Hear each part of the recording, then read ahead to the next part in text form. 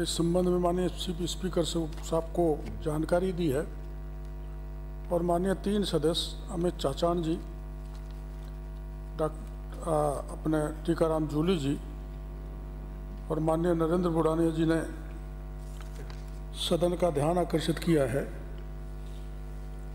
और ये कहना तो आसान है कि लोग खुले में पड़े हुए हैं, बरसात हो रही है, कोई संभालने वाला नहीं है, लेकिन हमने आश्रय स्थल जहाँ बरसात ज़्यादा हुई है वहाँ नगर पालिका, नगर परिषद को कह के आश्रय स्थल और ग्राम पंचायतों को कह के आश्रय स्थल बनाए हैं। और जहाँ खाना नहीं पहुँच पाया और भोजन के पैकेट भी भेजे हैं। मैं आपको बयान दे रहा हूँ, मैं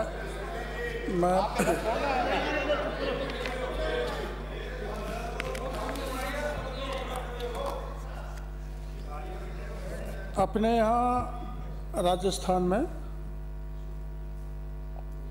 और सालों के अलावा 62.50% बरसात अधिक हुई है, जिससे आपकी चिंता स्वाभाविक है, क्योंकि जगह जगह पानी रुक गया, नेचुरल फ्लो रोक दिए और असामान्य बरसात 22 जिलों में हुई है।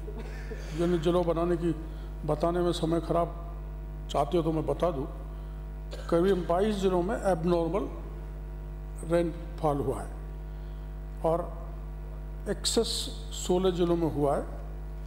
3 जिले ऐसे हैं जिनमें नॉर्मल हुआ है, जिसमें बाड़मेर, डूंगरपुर और सलूबर हैं। हमने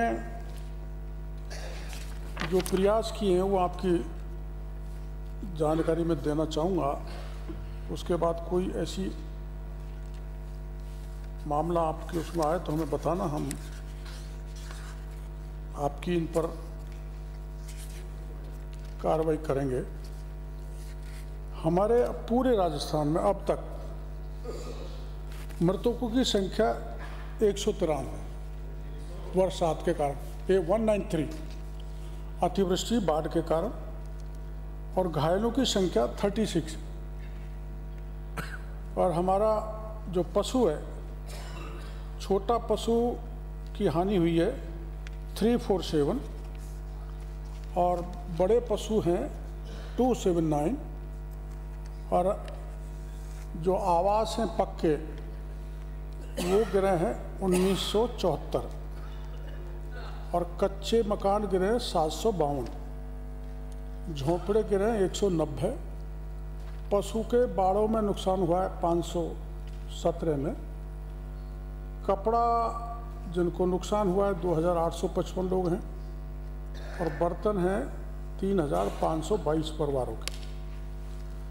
अब आप सभी जानते हैं कि ये इनका एसडीआरएफ के नॉर्म के तहत सर्वे कराया जाता है और एसडीआरएफ के नॉर्म के तहत ही इनको सहायता दी जाती है। तो अब दे रहे उक्त अवधि में बाढ़ से प्रभावित 26 मृतकों के आश्रितों को 104 लाख रुपए बांटा जा चुका है। पशुधन सबको देंगे, नहीं सबको एक बात सुन लीजिए, फिर आप सबको माननीय सदस्य सुन लें, बीच में नहीं बोले। माननीय सदस्य सुन लीजिए। माननीय सदस्य, मैंने अनुमति सुन तो सही उनको। धारीवाल जी क्या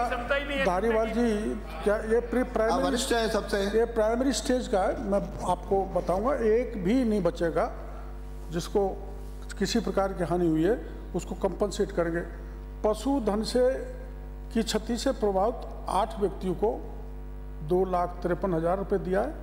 आवासीय क्षति से प्रभावित 515 व्यक्तियों को 184.74 लाख रुपये दिया है। बर्तन के लिए 193 लोगों को 10 लाख रुपए दिए हैं। और भारत सरकार द्वारा जो जारी मापदंड हैं, आप सभी जानते हो, भारत सरकार जो मापदंड जारी करती है उसी हिसाब से सहायता दी जाती है। अब हमारे जितना भी जनहानि, पशुहानि, आवासीय या फसल का नुकसान हुआ है उसको सबको आर्थिक सहायता देंगे। और वो आपको जानकारी है, DMIS पोर्टल पर डाटा अपलोड किया जाएगा और उसी हिसाब से हम सहायता देते जाएंगे। अब हमारे यहाँ एक बात से आप सबको जानकारी है कि आपके शासनकाल में 50% नुकसान होने पर सहायता दी जाती। मोदी जी के आने के बाद में नुकसान अगर 33% होता है तो उसको सहायता दी जाती है। हाँ, तो इसमें अरे सुनो तो सही, इसलिए हमने गिरदावरी कराई है। माननीय, अरे वो ये बोल रहे माननीय अनुमति नहीं, अंकित नहीं, बैठिए बोल रहा रोहित जी, मैंने आप लोगों के कहने से बोलने के लिए कहा है। अब जरा सुनिए माननीय रोहित जी, पहले कभी भी व्यवस्था नहीं है कि आपके स्थगन पे मैं जवाब दिलाऊं, लेकिन स्पेशल विषय था, आपके विपक्ष के नेता का भी आग्रह था, इधर भी दल के लोग बताए, तो माननीय मंत्री जी को मैंने कहा जरा सुनिए। माननीय मंत्री जी, फसल हमारे यहाँ गिरदावरी, हरिमोहन जी आपने कितने उत्तर दिए और इन्होंने कितने? हरिमोहन जी आम तौर पर स्थगन का जवाब नहीं लगता है। एक बार मेरे को सुन लें, फिर आपको ऐसा लगता है कि आपको कुछ जोड़ना है तो उस पर भी हम कार्रवाई कराएंगे।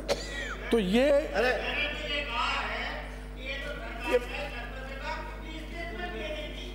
एडजॉर्नमेंट मोशन लाने की जरूरत ही नहीं पड़ती ना। बैठिए। आपके कहने से पहले ही सरकार ने शुरू कर दिया था, आपको बैठा नहीं आता है और सवाल सुनने में आपको तकलीफ हो रही है। कल ही मैंने स्टेटमेंट दिया था, तो ये आंकड़े कहां से आए? बिना सर्वे आंकड़े कहां से आए? माननीय मंत्री जी, आपके मंत्री हैं, माननीय कृषि मंत्री जी, अरे बैठिए, दोनों इसी में उलझोगे तो जवाब नहीं आएगा। हमने जो जितना भी खराबा हुआ उसका गिरदावरी का काम 1 अगस्त 2025 से चालू कर दिया था। अभी गिरदावरी का कार्य जारी है। एक 7D रिपोर्ट बनती है, वो बनाया जा रहा है। और जो मैं आपको बता रहा हूँ कि SDRF NDRF के जो नॉर्म्स हैं उसको मैं तो बदल नहीं सकता, नहीं राजस्थान सरकार बदलती है। मैं सहायता बता देता हूँ क्या क्या दी जाती है। सुन लो फिर पूछ लेना, अलग नियमों में आओ तो मैं बहस करवा दूंगा। अरे बीच में दखल अंदाज करोगे मैं बंद कर दूंगा, बीच में नहीं बोलेगा। माननीय सदस्य, माननीय हरिमोहन जी, आप वरिष्ठ हैं, ऐसे बीच में बोलते रहोगे तो फिर जवाब ही नहीं आएगा। अरे दोनों बोलोगे, अरे पहले आप सुन तो लो, सुन लो, आपने कितना दिया था, ये कितना देंगे, बात के विषय। इनको तकलीफ हो रही है, जवाब का विषय नहीं अभी, सुनता लो पहले। अरे कभी कभी तो आते हो, डिस्टर्ब कर रहे हो। माननीय सदस्य, कभी कभी तो आते हो और आते ही डिस्टर्ब करते हो। बैठो, यही काम है इनका। अरे आप आज तो आए हो, ये तुम्हारा काम नहीं है। अब आज तो आए हो और आते बैठिए, अब बैठिए, अंकित नहीं बैठिए। तो फिर नहीं बैठेगा तो बोल क्यों रहे हो? ऐसे बोल रहे हो, क्या बोलो? बैठिए, बिना अनुमति के नहीं बोलोगे, बिना अनुमति के खड़े नहीं होंगे। बैठिए, माननीय विपक्ष के नेता बैठाइए। आई विल नेम यू, अध्यक्ष जी, संसदीय मंत्री हमारे लोगों को जानबूझ के प्रोवोक करते हैं, हमारे लोगों को जानबूझ के प्रोवोक कर रहे हैं। आपको पता है सरकार के पास विशेष कोई पैकेज नहीं है किसानों के लिए, इसलिए सरकार यहाँ पे बात करने से बचना चाहती है। आपने जो जवाब दिया है, ऊंट के मुंह में जीरा है, ऊंट के मुंह में जीरा है। खुद बाबा जिस हिसाब से बोल रहे हैं, उनको लग रहा है कि वो खुद न्याय नहीं कर पा रहे जनता के साथ। के मुंह में जीरे के समान आपकी मदद सरकार व्यवस्था की है।